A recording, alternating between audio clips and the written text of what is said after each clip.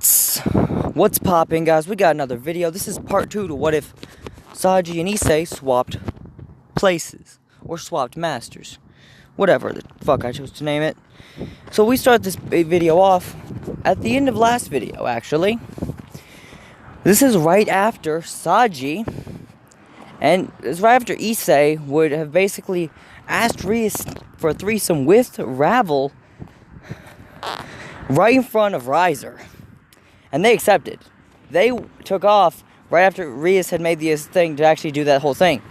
They were given a week of training. The first day was spent with her being right with Issei.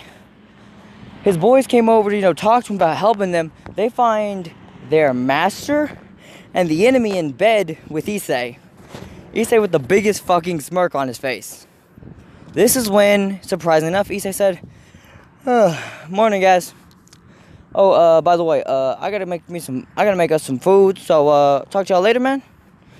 As Issei gets dressed, his friends are like, yeah, man, sweet. As Issei would proceed to grab all of his stuff. All of it. As in his clothes, all of that shit. He even grabbed his training gear, including a good set of those bands, the gravity bands, like I talked about in the last video. In this version, it ain't as easy as it was before. In this version, Saji straight up said, damn, lucky bastard. Issei saying, man, y'all know that. This is when Rias would actually ask, could you come with us for the training? I don't think I can, actually, Rias. Why? Because I gotta go to school. Okay, understood. And this is when Issei said, look, y'all are all getting getting some time off school, so I want y'all to train in sparring sessions. And add Kiba to your shit. And Gasper, man. They gotta get stronger too. Add Konako too. Rias, you versus Akano. Do that kind of training.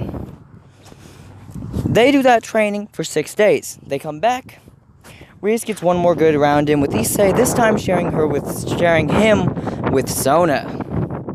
They done, he walks clean the fuck out of there.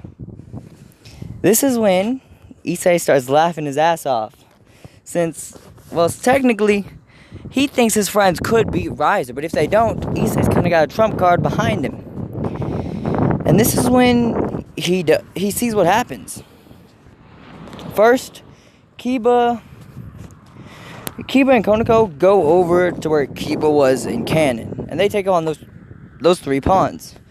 Basically, one slice, knocking the first pawn out, another, like a straight up punch, knocking the second one out, and the third one was the most unlucky since they got hit with a punch and a slice. Those 3 pawns, they out of there. Then you got 3 pawns and a rook. Yeah, that was not a good fight, since that was 4v3. Gasper being with Rias and Asya. This is when Issei would basically start laughing his ass off, standing right next to Sir Zex watching this shit. This is when Sir Zex actually asked, could they beat you in a fight? With all 3 of them, yes. Only one of them, no. Do you think they'll be able to beat Riser? Well, usually I'd say yes. But, as you know, I highly doubt it right now. Wait, you mean there's a chance that they will lose? How? Simple. I saw what Riser had in his pocket. What do you mean? He has gravity bands. Wait, you mean the ones that are only 10 times? No, he actually has 200 times gravity bands. Those things, they're not legal. To even own them is rare. And if you're able to get one of them on someone, you need someone who can at least handle that much gravity for it to jump onto. And even I couldn't handle that. Now, granted, I could probably, but it would still be a struggle. Yeah, and he brought 3 of them. Thing is, my guys didn't wear theirs anyway, so they could probably handle that, but they'd be weaker than Konako right now. Wait, so they wouldn't be able to win if he uses that. He's not wearing them anyway. He straight up just got them in his pocket, ready to use them on someone. So there's a chance it'll actually have to come down to me ending the fight. Understood. This is when Issei sees that they all got together, but this is when, surprisingly enough, they all dodged that blast from Yubaluna. Yubaluna is still fighting against Akano and having a damn near stalemated fight. But in this version, Issei called out over the loudspeaker, "Hey, yo, Akano, if you win this fight, I'll go take you out on a date." Akano hearing this and saying, "Hey, yo, Konako, same goes to you." Konako hearing this says, "Aw, hell yeah," and flies forward, knocking out the other rook with one punch. Kiba about to have to fight two knights when Saji jumps in and knocks one of them down a peg. They're doing damn well. This is when they see, surprisingly enough, they see Yubaluna floating above them as they hear Akano Himejima has been eliminated. Hearing this was kind of fucked up, but they kind of accepted this as, damn it. This is when they figure out, wait, the Phoenix Tears, oh shit! 2 Phoenix Tears, making Yubaluna a bigger threat than Riser in some cases. This is when Issei knows what the fuck he has to do. He knows what's gonna happen. As he saw an explosion hit Konako, who's stronger than she was in canon, but this explosion still takes her out of the fight. Kiba goes to actually attack Yubaluna just for another explosion to hit him. Sure, Mitsuda tried jumping in the way to block that explosion, but he didn't have the chance when Yubaluna threw 3 explosions. One at each of them. Basically throwing 3 after the first one. This is when Issei was surprised at what he had to deal with. At what's going to happen. He could see his friends just got put on their ass. They just tanked an explosion and they're still standing. He thinks they'll be alright, but that wasn't a strong enough explosion to even actually affect him. Granted, that's only because, well, Yubaluna is actually as strong as Riser, but never shows that. But yeah, little thing not many know. But this is when Issei hears something he wasn't expecting. He hears Saji, Mitsuda, Motohama say, "That all you got?" He's smirking, saying they'll win. If they don't, they're gonna die trying. With a smirk on his face. But he's instantly stops smirking and gets serious looking at the fight. Seeing that when they had done that whole thing, they weren't able to take out everyone. There's still 2 other than Riser. His sister and his queen. This is when he sees it happening again, and he was freaked out when he saw this. He sees Ravel throwing fireballs and Yubaluna throwing explosions. Riser's taking on Rias at an almost even rate. This is when Issei figured it out. He figured out what the plan was. And he sees that Riser's other pocket was bulging the same as the other one, but it wasn't the same thing. It was gear immobilizers, basically making it where your gear, no matter what it was, would not activate if they were to wrap around you. Not only would they be weakened to the point where they couldn't fight, even with their gear, they would struggle and barely be able to win, and even struggle to do that, but he was also planning on taking their gears away. This is when he asked Sir Zex if there was a rule that forbid those things from being entered in the game. Sir Zex says no, they're not forbidden, but granted, no one usually is allowed to use them. What do you mean by allowed? Well, usually they're given to a weaker peerage who they know will lose against a stronger peerage. And rarely, if ever, are actually been able to use. But usually they're only allowed to, because of how good they are, usually only 2 pieces would be you would put them on. But if they didn't, talk to the people about this, then they may have been able to get away with 3. Ah, shit. This is when he sees his friends actually coming up and all 3 promoting to Queen. This putting them on the same level as Riser, if not above it, even without their abilities. And that's individually, each on his level. This is when they go back up there, and all that Motohama has been doing is absorbing speed. From the entirety of the fight, he's been just absorbing people's speed. He's faster than Riser.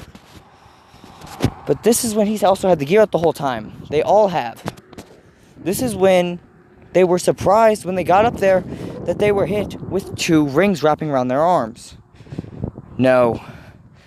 And it was right when they were trying to block an explosion, their hands were out to block it, that they were hit by them. 2 rings, one going on each wrist. Them basically being drugged to the ground by this and barely being able to even stand up. Noting that these things were like moving in a tank. It felt damn near impossible to do it.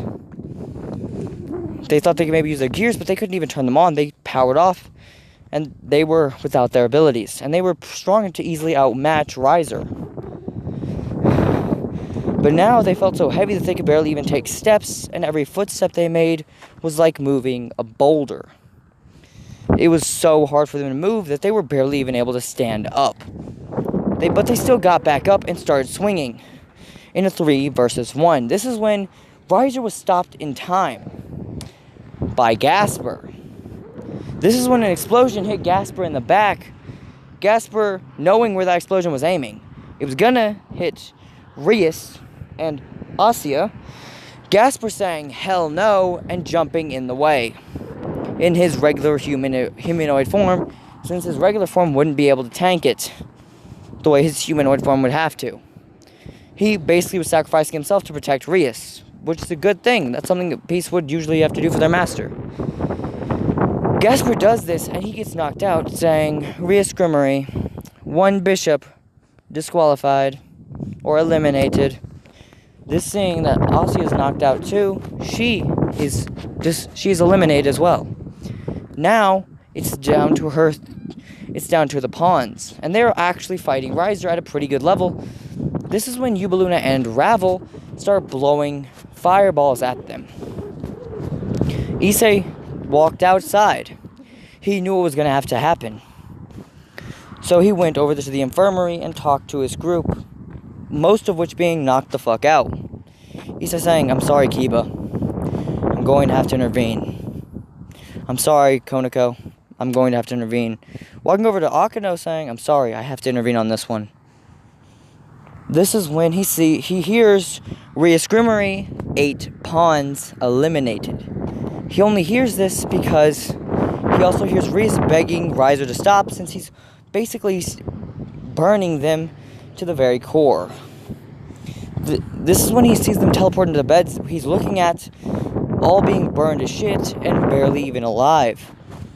Issei grabbing 2 phoenix tears that were on the shelves, throwing them on his friend, throwing on Mitsuda and Monohanma, seeing that someone else had already thrown one on Saji. It was, surprisingly enough, another member. It was surprising enough. Kiba saying, if you think you can, man, intervene. I know what I have to do. Just give me a little bit of time to mess with shit, okay? This is when Issei would remove all of his bands, the ones he usually keeps to let him hold back. He removed all of them, and they hit the ground. His friends seeing this saying, he's planning on a war. Well, not his friends, but the rest of the group, noting he's planning on a war. Kiba saying, that's the eyes of a real pissed off guy. This is when Sona and her peerage were invited, but said except for her pawn. Surprised by this, Grafia still got Issei an invitation to it and shit like that. Not a big deal for her to do, since, you know, she's the ultimate queen. Who the fuck's gonna step in her face? Because only a handful even have the guts to try it. And that handful is not going to be attacking her. They just want to step in. They would just have the guts to step in her face. And that would mainly just be the actual Mao. And even then, that would kind of barely be a thing. But back to the what if. As this is when a day would pass. Issei did something he didn't expect he'd ever do. He talked to Drake and said, Drake, I'm going to have to use what you told me never to do. If you feel it necessary, partner, I'll allow it. This is something Issei's kind of had in the back works in case of an emergency type thing, or in case he would actually need it, which he's never needed it before, and he would rather die than use it, but he just saw his friends burned corpses, damn near dead. They had to be phoenix tears thrown on them, and they were still barely alive. And he even had to tear those bands off of them, noting that they had to latch onto himself after tearing his own bands off. And even the one that took away his gear, he just tore them off of him and put him in his drawer. This is when he would finally decide, this is war, phoenixes. And this is the first time we're going to see a fully pissed off Issei. Mitsuda, Motohama, and Saji are actually with Asuya, since they're still on their ass, knocked clean the fuck out. But they wake up, and they're about to go storm the castle with Issei. This is when Issei said, come on, Asuya, I want you to stay here, but I'm going to ask you something. Can I borrow your old rosary? And can I borrow your holy water? Or more precisely, I need to have them. Sure, Issei, but wouldn't that kill you to use them? Not this time. As this is when Issei picks it up. He picked all of it up because he'd already made a deal with Drake. Take my arm, give me the strength. Being basically the actual arm of Drake itself, this is when Issei finally decided, I'm going to end them. I'm going to end that fucking phoenix. As this is when he walks in there, guards standing in his way, one look at them and they're shitting their pants. The boosted gear is activated. In its third variation, Issei walking forward. And this wasn't for the ability to use gear, it's because he wants to pour holy water on that fucker. Give him the pain, because he saw something he wasn't expecting. There was holy water burns on his friends. That's something he wasn't supposed to see, because there was actually something Riser did. He hid that he had a little jar of holy water in his, just hiding it. And when he had to, instead of throwing a fireball, when he threw a water attack, he actually threw holy water on it. And it splashed all of them in holy water, Saji being the one who took the main damage of this. But he claimed it was just to put the fire out that was on them, not revealing that it was actually hurting them far more than what he was already doing. And then he started lighting them up again. This is when Issei finally said, goodbye, everyone. As he would proceed to walk in. And he yelled, Riser Phoenix, I challenge you to a duel. This is when Sir Zex would actually say, he's here. Hell yes. Riser saying, oh, I've wanted to do this. Deal. Let's have our duel. This is when Issei and Riser went there. The first thing Issei did was yell promotion queen. Oh, you're promoted to queen, haha. As this is when Riser threw 2 bands on Issei. Same ones he's had kind of hidden in case he needed them, in one of his pockets. Issei saying, oh, the old 200 times gravity and no gear bands. Really, man? That's what you're gonna use on me? Fuck it. As he roared out. But thing is, the gear didn't turn off. What the hell? Riser saying, what the hell? How's the gear not off? Simple. It's not the gear on my arm. I haven't even activated it. Wait, you mean that's the arm of Drake? I traded it for what I'm about to do to you. As he reveals a rosary on his hand. No, you wouldn't. You couldn't dare to use that. It should be burning your hand no matter what. Things about dragons, they don't fear holy objects, boy. No, you bastard! This is when Issei yelled, balance breaker, as the band that basically turns off the gear gets flung off of him and onto the ground. And the one with the 200 times Earth's gravity, he just straight up took that off and dropped it. Like it wasn't even a feather to him. He started walking forward as you hear, I who shall awaken shall become the red dragon of domination once more. I shall purge the infinite and mock the dream.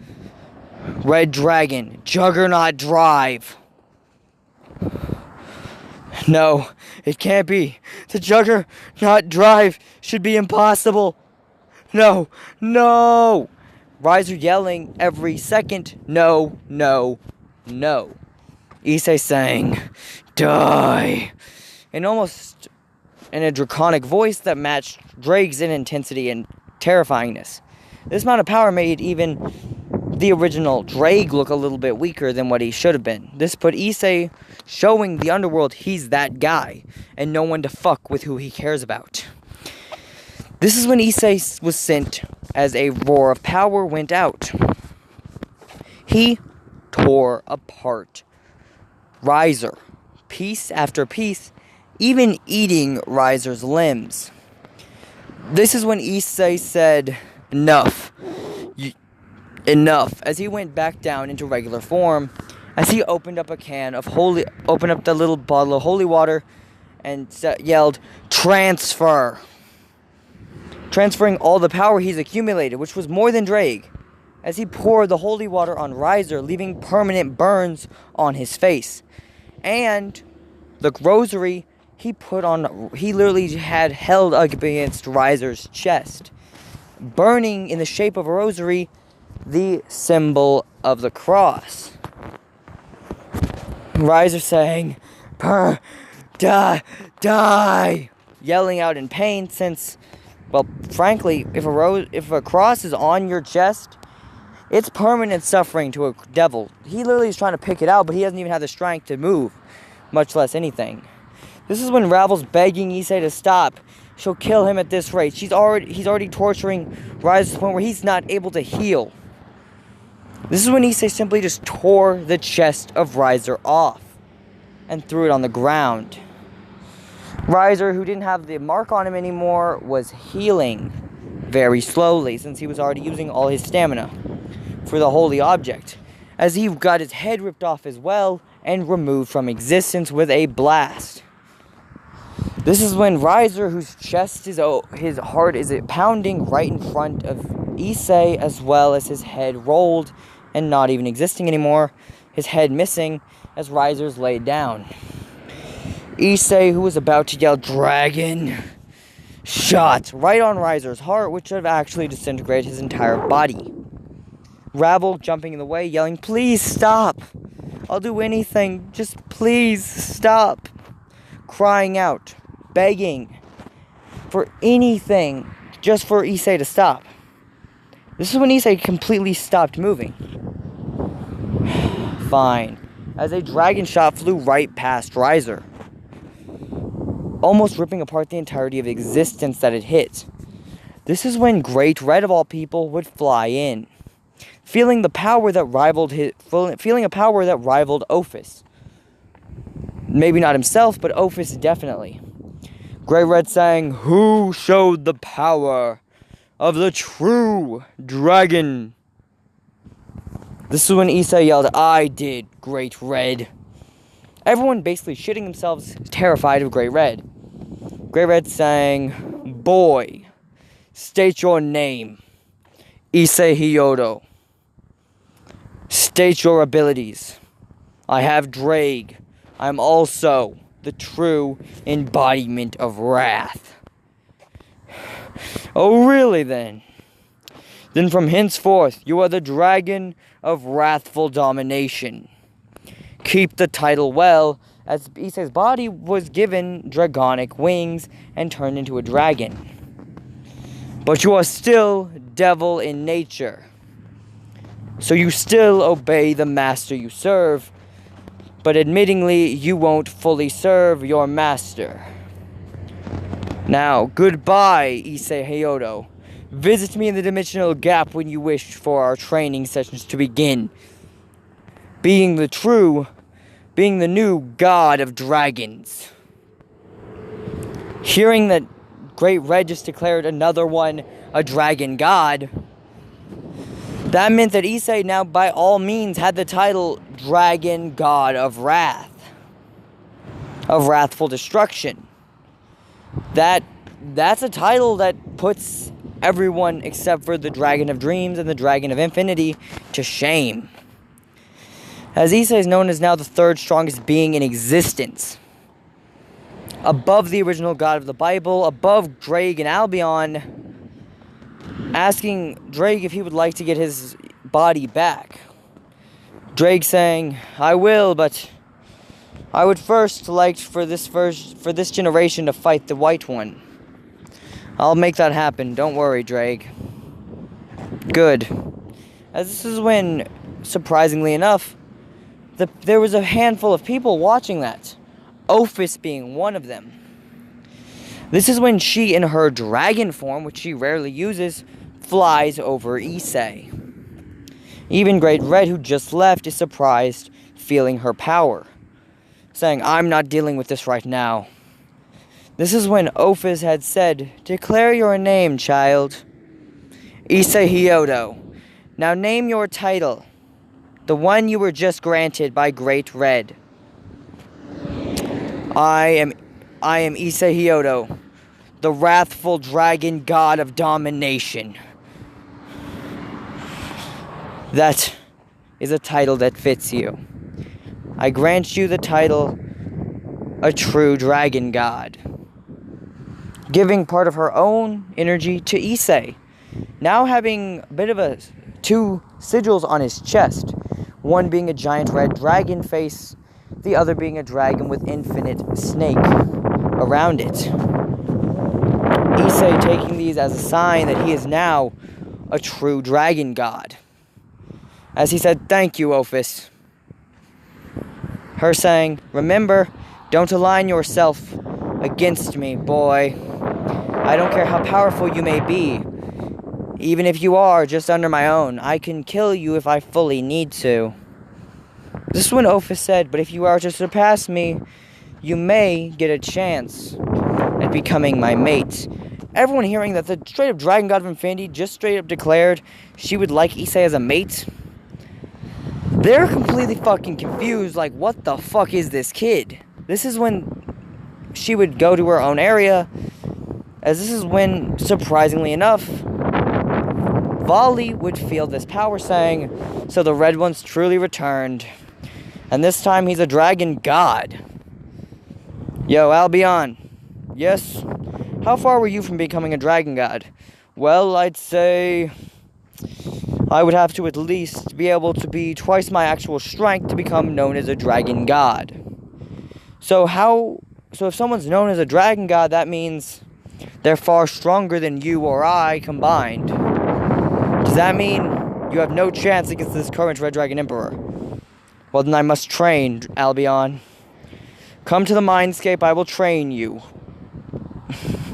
Thank you, Albion. As they start training, but this is when Issei decided something. He wasn't going to wuss out on nothing. This is when he met, but this is when seeing Michael had heard the booming voice of Great Red, and so did Azazel. Them still needing to have a conference, but for more reasons than before. But this version, they still weren't there quick enough. As you hear a mighty roar of power and cackling from Kokobil, who said, "So the boy's a dragon god now. I'll guarantee he's strong, but I highly doubt he'll be able to keep up with me." This is only because Kokobil had grabbed another gear. Not only did he just have the one that made him twice as strong every punch he landed, now he had one that would really fuck over anyone who he was truly against. He had something called the Orange Dragon of Protection. That was the gear that go into the actual original Dragon of Protection. Someone who, not Dragon God, but at least on the level of the Dragon Kings. With bright orange scales and large horns that made him that made them look like bull horns. This is when Issei finally decided, "I'll do it, damn it. I will allow this to happen. I will help with the Infinity and Dream War." Because there's been a war going between Ophis and Great Red for a long ass time. Great Red being slightly stronger, but Ophis being more experienced since she's older. But this is when Issei decided he would defeat both of them in terms of combat. No matter what experience they have, he would be the strongest of them, of all creation. This is when, surprising enough, Sona said, "So, you're a dragon god now. Let's see your transformation." As Issei went into it, half of him being bright red, and the other side being a pale white. But with a little bit of oddness in it. There was blue, like a kind of purplish blue that was kind of like Sona's color around Issei. This is when, surprisingly enough, the other three of Issei's friends who had seen this fight, they had seen Issei now called a dragon god. They refused to accept this. They refused to be behind him so much. This is when they beg Issei for a training session. Issei saying, "Fine, come over to my house tonight." This is right before Kokobi would attack them. They all lay down in Issei's room, with all facing a different direction, as Issei had now said, "Now go to sleep, and I'll drag you into my dreamscape." They do this as Issei, basically, all the dragons had now seen Issei, but they saw something unexpected. Issei said, "Come on, guys, make the deal, give a single one of your limbs to your dragon if you really want this." A smaller version of Drake and a smaller version of Albion looking at the mightier version of Drake in Drake's almost full glory. Drake starting to laugh, saying, "So, little me, you need to make that deal, don't you?" "I will need to, of course."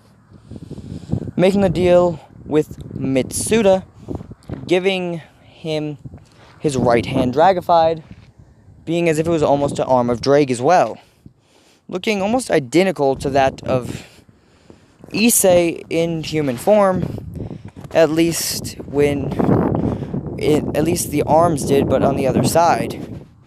This is when the smaller Albion started talking to Motohanma. And then Motohanma said, "What should I get rid of? What will I need to get rid of?" "Give me your shoulder blades." My shoulder blades? "Yes." "Fine, take them." As he felt the pain in them as if they were ripped off, being replaced with dragonic ones that he could cover easily. This is when, even having dragon wings now saying, "Wow, that's where they were." "Yes, it was something that came with it. Now you have dragon wings. Use them wisely." "Yes, I will."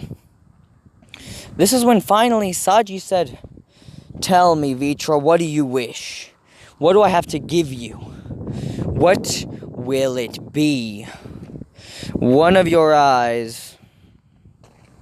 "Fine, which one?" "Left. Take it. Anything else?" "Oh, but of course. I'll also need your left knuckle.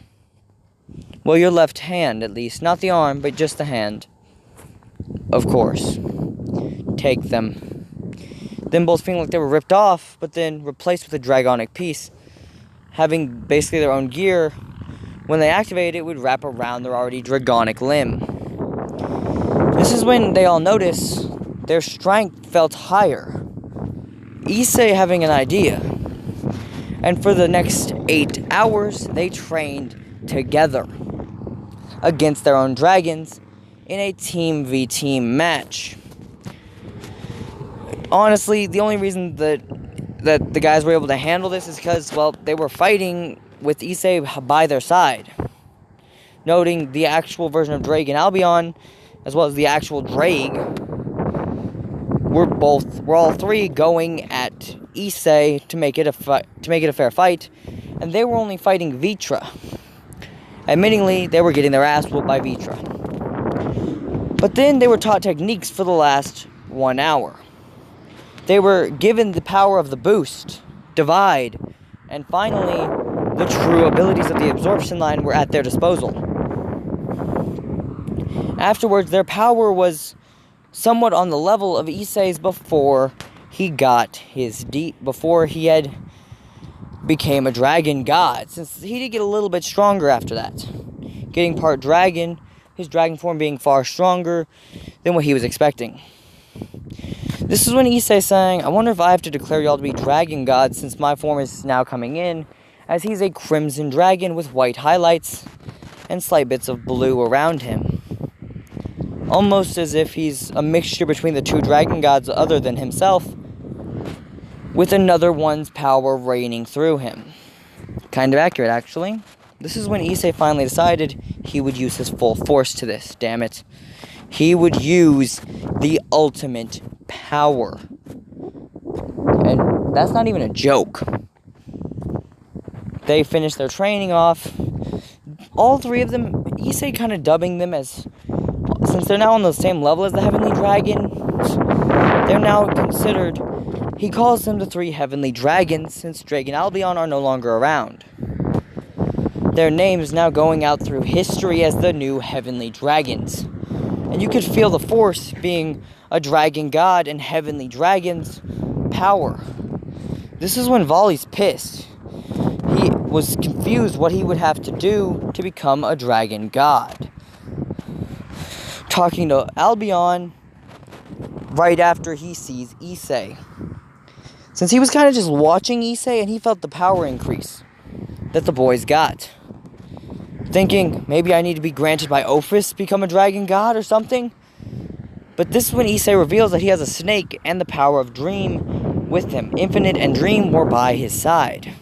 Since his rage was infinite and his domination could only be felt via people's dreams. As in, only a dream can show his full amount of domination. Sorry about that, guys. This is when Issei finally decided, I know what I'll have to do. As he grabbed his gear. Kokubile just arriving. This is when Issei has felt the presence of two people in his house. He walks in there, confused as shit, who the fuck is in his house? Feeling holy aura, he's confused as shit on who the fuck is there. This is when he sees his old friend and Zenobia. So, since he's now seeing Irina and Zenobia, he says, Irina? It's been years. Wait, you knew it was me? I thought you... What, really? Yeah, sure, you acted like a guy, but I could fucking tell. Wait, really? Yes, it was hard, but I admit I figured it out. Sadly, a little bit after you left, though. Oh. Well, this is when Issei said, well, anyway. Well, we need to talk, don't we, I guess? Yes. As this is when Issei and them sat down, saying, look, we need to talk to the devils that own this territory. Alright. Anything else? We hear there's also a dragon god here. A new one. We don't know the name, but we were hoping the devils could introduce us to him. Okay. We want to ask them all to stay out of the fight. And seeing as you're now a devil, we need to ask you as well to stay out of the fight. Them not being able to fully tell that he was a dragon since he was hiding his aura. But he had let a little bit of a devil bit fall out, and this one they also felt a little bit of dragon. This one he said, oh, really? Alright.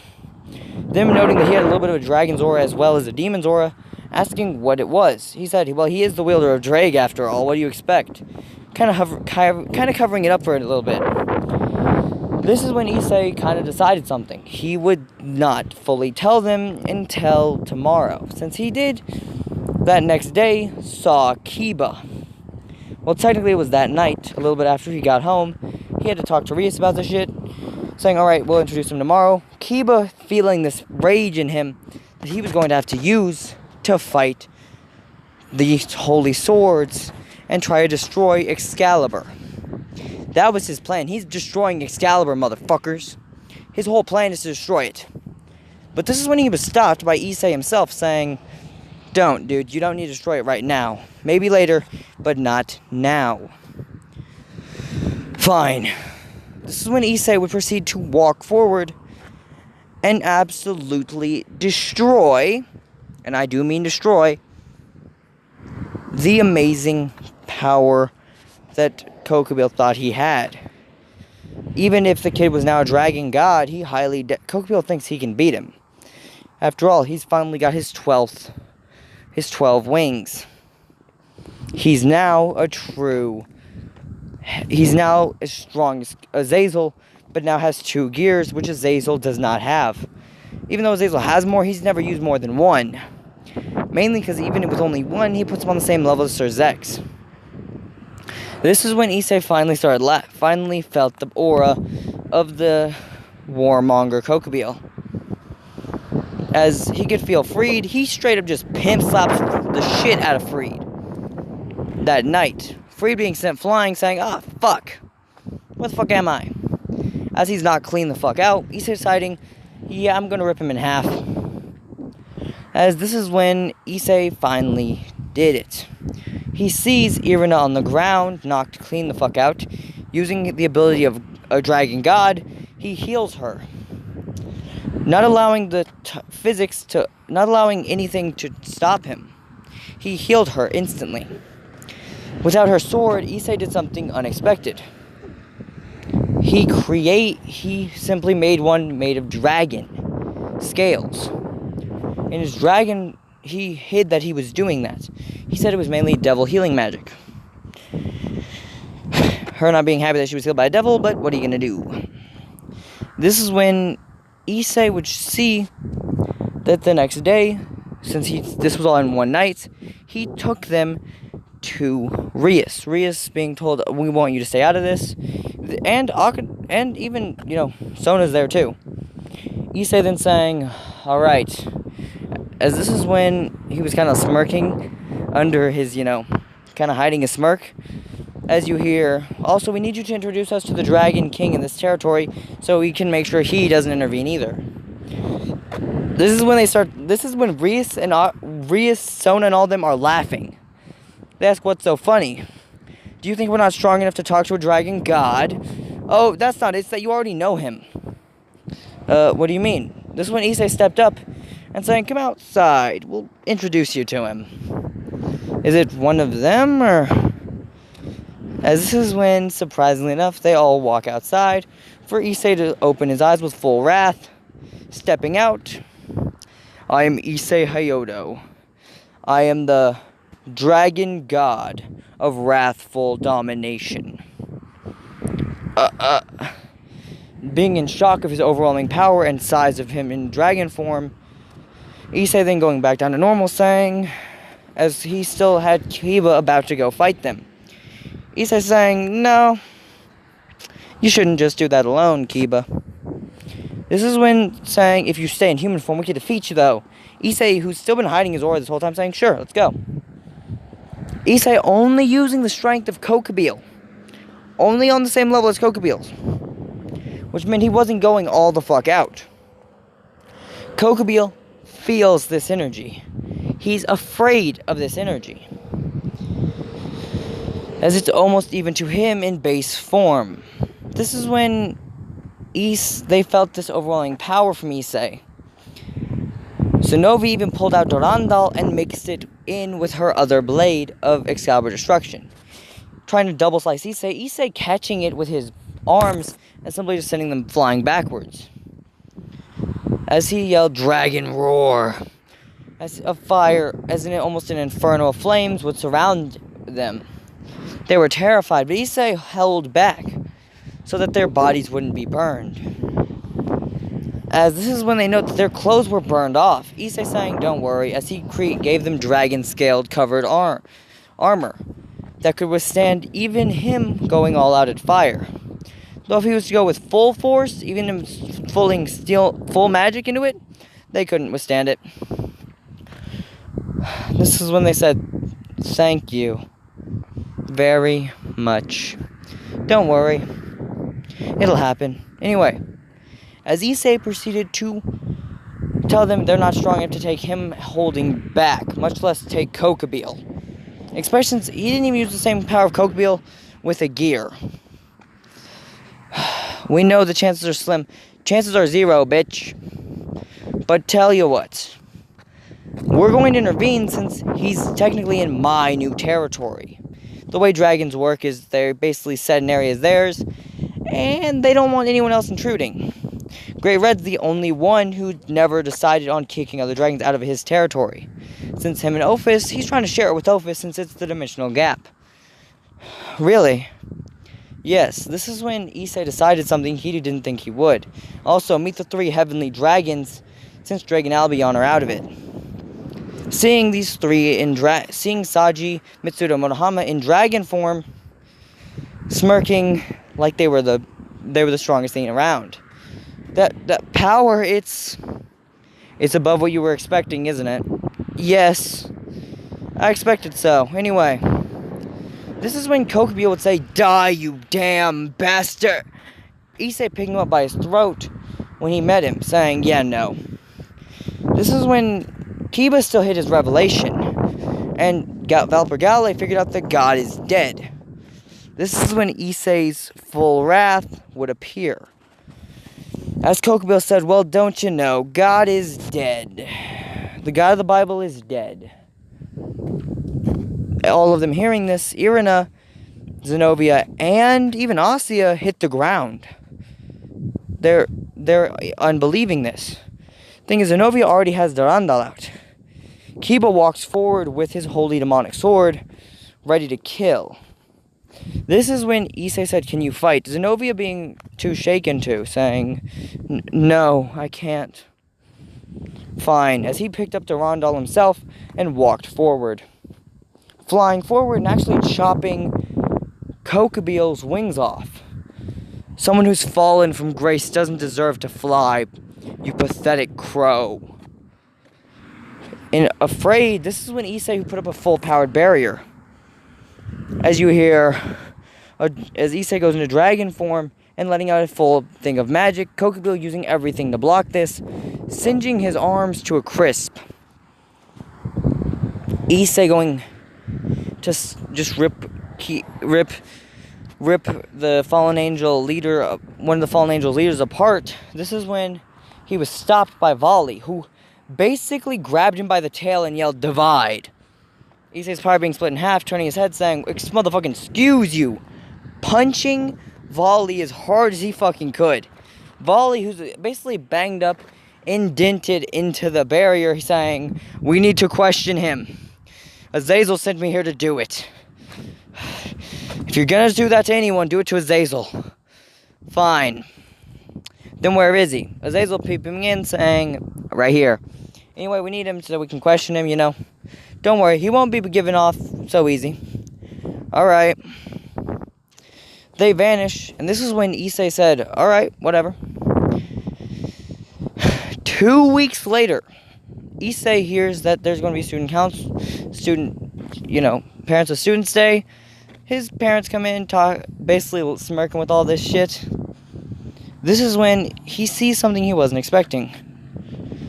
He sees both Sir Zex, Rias's dad, and then the scariest thing, he sees Seraphil Leviathan, Sona's older sister, saying, "Oh shit, where's Sona? Where's Sona? Yeah. And this is when Issei said, "Excuse me," since he has to be, the student council part, saying, "Excuse me, but that's not appropriate for school attire. You should have worn an actual, something. If you're related to someone who goes here, yada, yada, yada." Seraphil saying, "Motherfucker, you know who I am. Where's Sona? Look, you're gonna need to get, actual school appropriate clothes before, go and talking to her." Fine. As she would basically go over to her house real quick, change instantly after going to the bathroom, and have a bag that she basically threw into another dimension, saying, "Now, where is Sona?" "Oh, right here." Basically, Sona saying, "What's all the hubbub about? Why is everyone taking a picture?" "Oh, shit." This is when Seraphil said, "You didn't tell me it was a day for the families to visit. I had to be told by my own pieces about this." Sona basically freaked out. Issei saying, "Well, it's a big day. She has to basically make sure that nothing bad happens while everyone's here." Okay. As this is when Seraphil basically said, "Fine, but I'm still watching you, Sona." Sona basically huffing, saying, "Fine." As Issei said, "This is gonna be funny as shit." This is when he's basically sitting there talking to Sir Zex and talking to Seraphil. This is when Sona said, this needs to happen. Talking to her older sister, saying, Issei's defeated me in a game of chess. I want to marry him. Sona then claiming that she wants to marry Issei. Sona, Rias, the entirety of the student council women, and the entirety, other than the guys, of the team from, the Occult Research Club.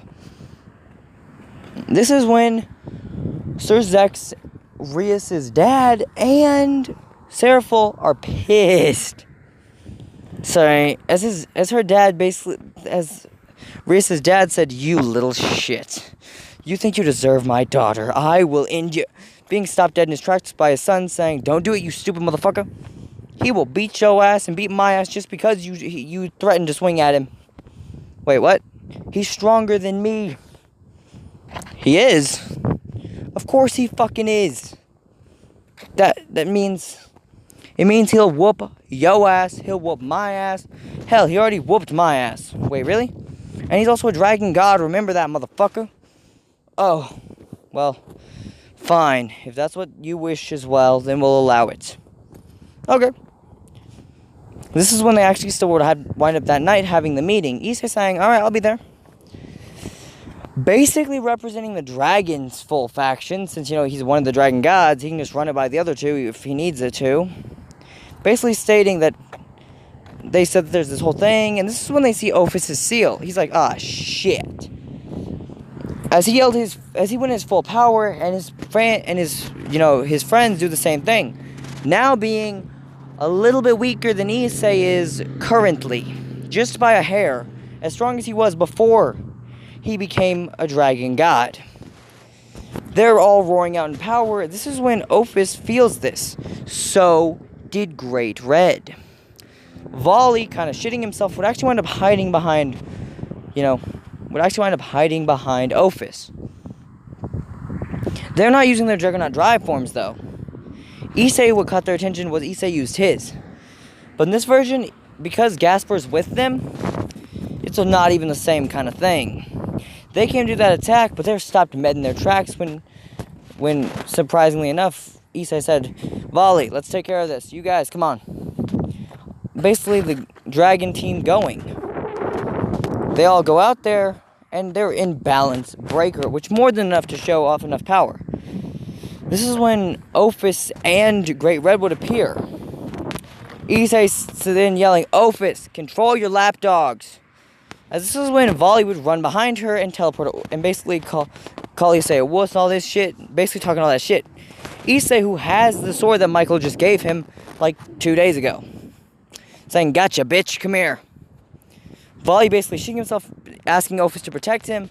Fine, I will. Ophis using all her snakes to try surrounding Issei. Issei basically just flexing them off and keeping on going. Ophis jumped in the way to try stopping Issei. She gets sent flying and shown that Issei is actually stronger than her now, in dragon form to dragon form. Great Red saying, this power is almost as much as mine, like a hair less than me.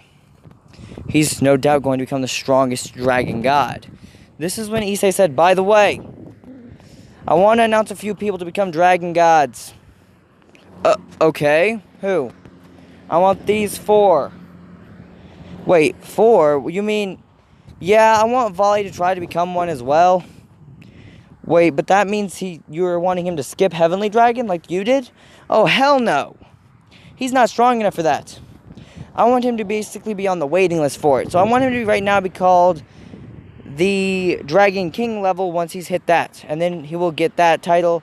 And then Heavenly Dragon. Once he's finally reached Dragon God level, let him join that. I've already deemed these 3 Dragon Gods in my own way.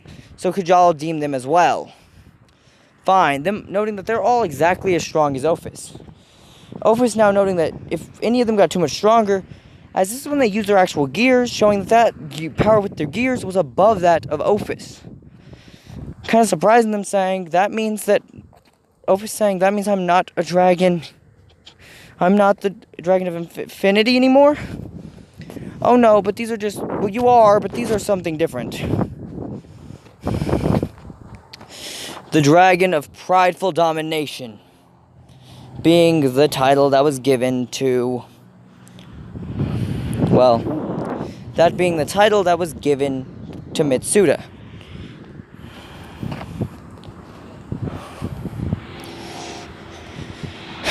The Dragon of Lustful Destruction.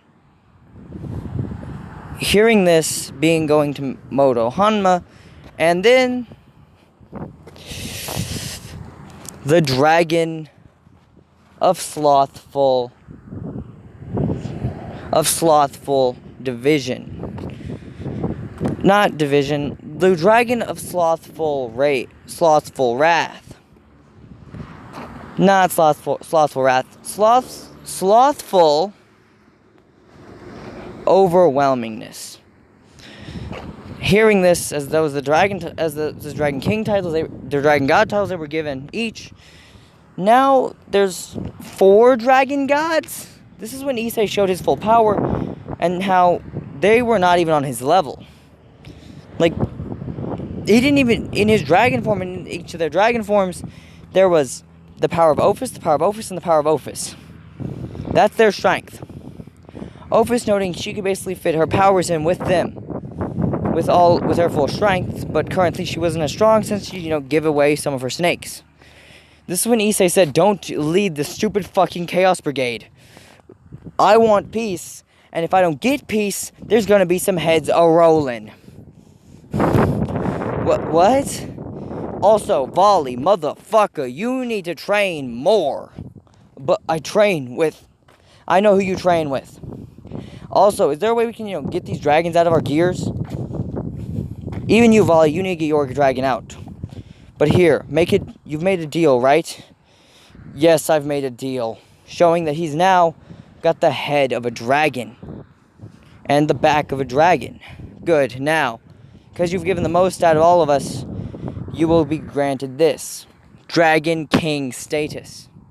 To get Heavenly Dragon, you must train for 2 months with a Heavenly Dragon. In other words, as Issei ripped off the gears they were all wearing, this is when all of their dragons would come out. Both versions of Drake, both versions of Albion, and surprisingly enough, Vitra. But because, because, Azazel had the other Vitra gears, I'm going to say he said, "I've got the rest of the Vitra gears, all 3 of them. I'll pull them out whenever, This is when all 3 Vitra gears fly to Issei, as they became merged as one and becoming the true Vitra, a Dragon King. Issei then stating, "Vitra, you're let now, but remember, you must obey the Dragon Gods." Yes, sir. If you ever wish to become Heavenly Dragon level, you must train. I will. Good. As this is when Vitra actually swore servitude to Saji. Drake and Albion swearing servitude towards their own respective masters. Surprising enough, Mitsuda and Motohama saying, "But what the hell, man? We were with y'all, remember?" This is when they were told, "True, but not technically." What do you mean? "We will be giving you something else." Wait, what do you mean? As a red and white dragon would appear. The dragon Fade and the dragon Validon. As both of them would come out and become the actual, steeds of Mitsuda and Motohama, saying, "Who are that? That is our younger siblings. We figured you would agree with them more than us." Yes, we will. Thank you. Them swearing servitude to protect their older brother's former partners, saying, "We will become your mighty steeds." As they all started to train together, being now Dragon God level, Volley training with Albion almost every day. And in this version, still there's some that oppose peace, mainly, some other gods, but because this video is basically an hour long and I have to go inside soon, I'm going to say this is when it was finally decided. Issei decided he would be completely done. He would take... Well, actually not... Well, this is just the end of part 2, guys. So, yeah. This is when Issei would be, well, basically told, enough is enough. You are... We all know how this is going to end, don't we? It's the end of the school year. This is when Issei and them still cleaned out the pool. The student council basically sending Issei to help them. Issei being fine with it. He cleans the pool, and even the student council chillax in the pool with them. And now, because, the best at water magic being Sona, she filled the pool with water. As this is when we're leaving off, guys. So this is the end of What If Issei and Sanji Swapped Masters, Part 2, 18+. Yeah, I know there wasn't any 18+ in this part, but I'm still going to put that since, it just gets more views. And I'm sorry, guys, I still do that, but yeah. That's the end of this part. The next part will be coming probably tomorrow. So yeah, also, if those want me to finish other series, I will. And this is the end of What If... This is the end of the second part. There will be a third, by the way.